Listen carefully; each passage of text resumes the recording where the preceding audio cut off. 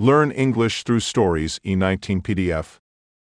Adapted and modified by Kulwant Singh Sandhu. Contents: 1. A special tree. 2. Harp and the Wise. 3. Grammar page. 1. A special tree. By Ruskin Bond. One day, when Rakesh was 6, he walked home from the Mussoorie Bazaar eating cherries. They were a little sweet, a little sour, small, bright red cherries, which had come all the way from the Kashmir Valley. Here in the Himalayan foothills where Rakesh lived, there were not many fruit trees. The soil was stony, and the dry, cold winds stunted, restricted the growth of most plants. But on the more sheltered slopes there were forests of oak and deodar. Rakesh lived with his grandfather on the outskirts of Mussoorie, just where the forest began. His father and mother lived in a small village 50 miles away, where they grew maize, rice and barley in narrow terraced fields on the lower slopes of the mountain. But there were no schools in the village, and Rakesh's parents were keen that he should go to school. As soon as he was of school-going age, they sent him to stay with his grandfather in Mussoorie. He had a little cottage outside the town. Rakesh was on his way home from school when he bought the cherries. He paid 50 paise for the bunch. It took him about half an hour to walk home, and by the time he reached the cottage there were only 3 cherries left. "Have a cherry, grandfather," he said as soon as he saw his grandfather in the garden. Grandfather took 1 cherry and Rakesh promptly ate the other 2. He kept the last seed in his mouth for some time, rolling it round and round on his tongue until all the tang after taste had gone.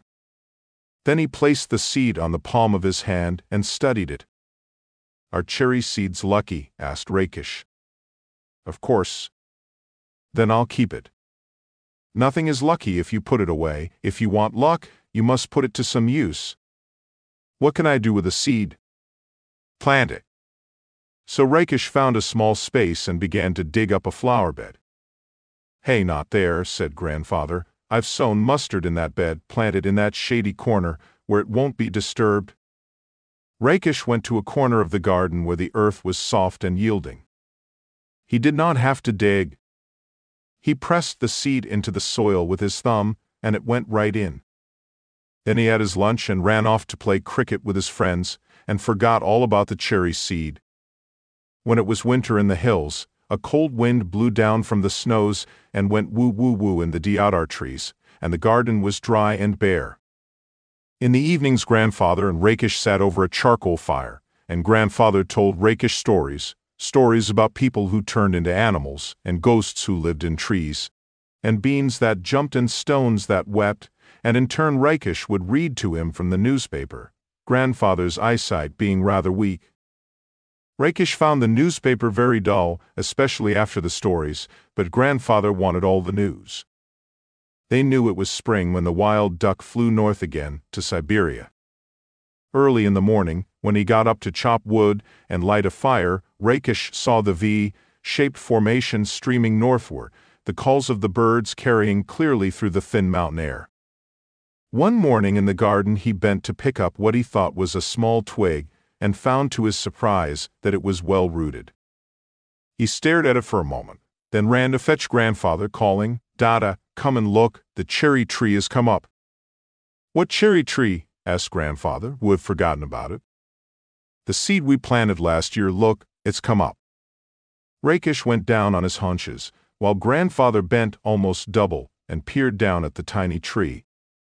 It was about 4 inches high. "Yes, it's a cherry tree," said grandfather.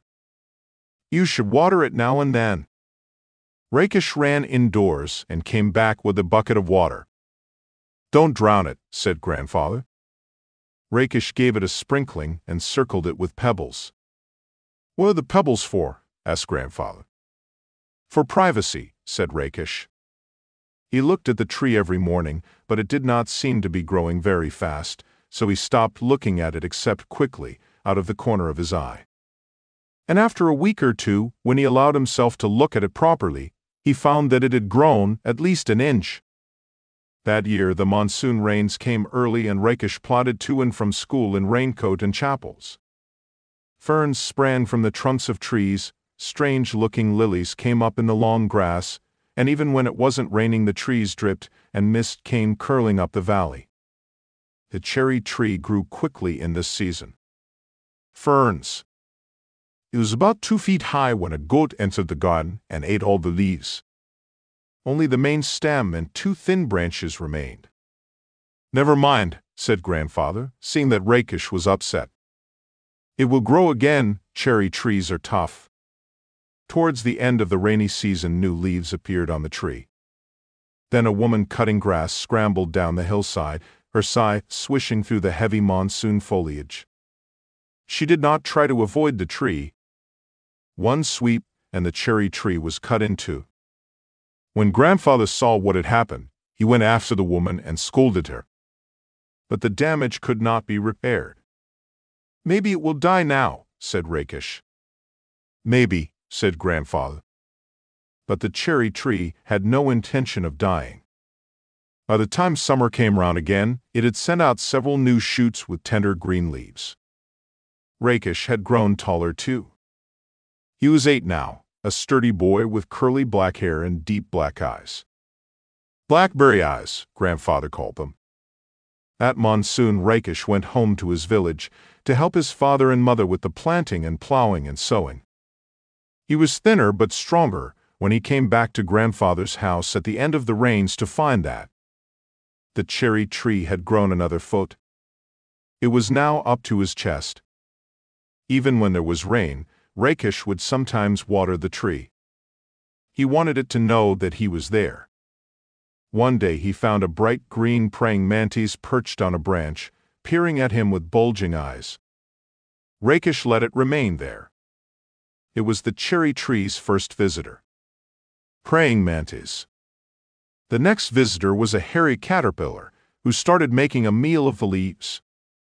Rakish removed it quickly and dropped it on a heap of dry leaves. "Come back when you're a butterfly," he said. Winter came early. The cherry tree bent low with the weight of snow. Field mice sought shelter in the roof of the cottage.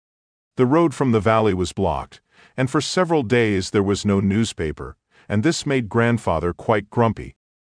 His stories began to have unhappy endings. In February, it was Rakish's birthday. He was 9 and the tree was 4, but almost as tall as Rakish.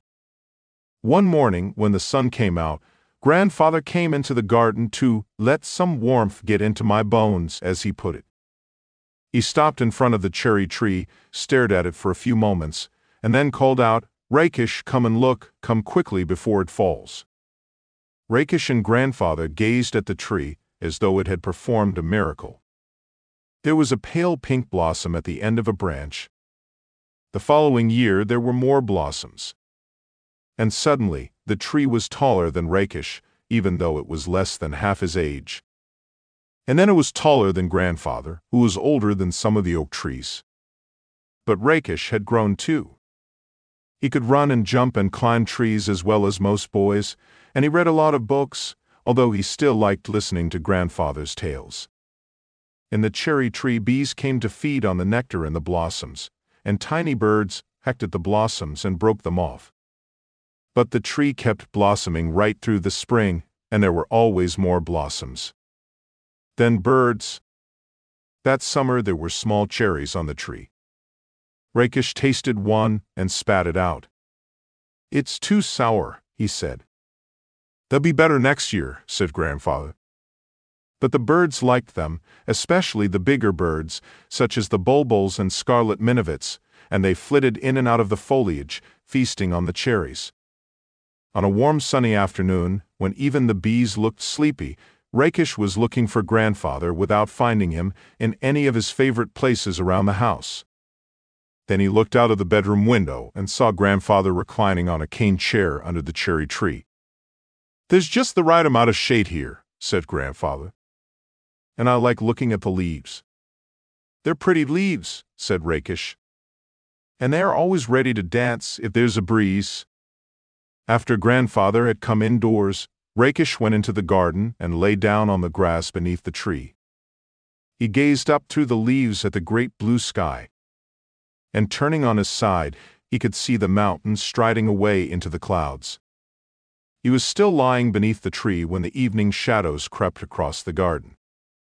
Grandfather came back and sat down beside Rakish, and they waited in silence until the stars came out and the nightjar began to call. In the forest below, the crickets and cicadas began tuning up. And suddenly the trees were full of the sound of insects. "A nightjar bird." "There are so many trees in the forest," said Rakish. "What's so special about this tree? Why do we like it so much?" "We planted it ourselves," said Grandfather. "That's why it's special." "'Tis one small seed," said Rakish, and he touched the smooth bark of the tree that he had grown. He ran his hand along the trunk of the tree and put his finger to the tip of a leaf. "I wonder," he whispered. "Is this what it feels to be God?" 2. Haripant the Wise, by Sudhamurthy. During the reign of one of the Vijayanagar emperors, there lived a wise magistrate named Haripant. His verdicts were always fair, and people came to him from all over the vast kingdom so he could settle their disputes. In the city, there lived a greedy ghee merchant named Shriala Shetty. His shop always had 20 barrels of ghee, but of these, 15 would be good, and the remaining 5 adulterated. He would mix the adulterated ghee with the good one and sell it to the people. This went on for a long time, till finally the people got tired of being cheated and complained to Haripant. Haripant got the ghee examined and found it to be adulterated indeed. He gave Shriala a choice of punishment. He could either drink the 5 barrels of adulterated ghee from his shop, or he could get 100 lashings or pay 1,000 gold coins to the treasury. Shriala started thinking. Losing 1,000 gold coins was too much and 100 lashings too painful. So he decided to drink up the 5 barrels of ghee. Though Shriala sold adulterated stuff in his shop, he had always made sure his own food was of the best quality. So after drinking 1 barrel of the bad ghee, he started feeling sick.